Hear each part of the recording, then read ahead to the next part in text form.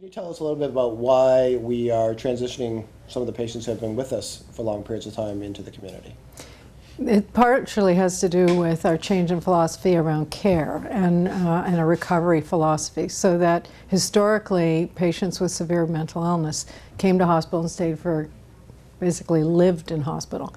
And the current thinking and the way that we approach care is that patients need to be supported in a hospital for the duration of their illness, but then as quickly as possible return back to their home community to normalize life as much as possible.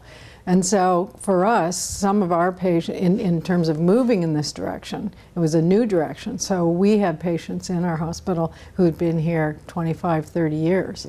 And so we've been working with those patients to move them successfully into the community.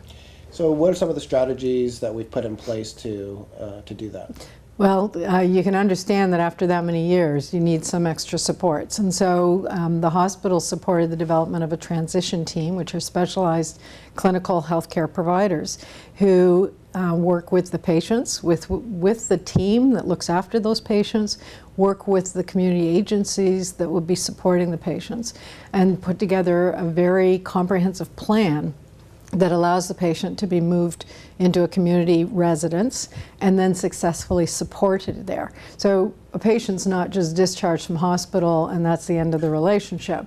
It's been about a very focused and careful plan to allow them to accommodate and adjust to living outside of a hospital environment.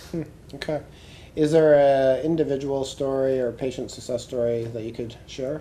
There's probably many, and they'll all have sort of some unique features, but one individual in particular that's had a story written about her is that she'd been in hospital for 30 years and moved to a community home, so a residential home that's appropriate for the support she needs.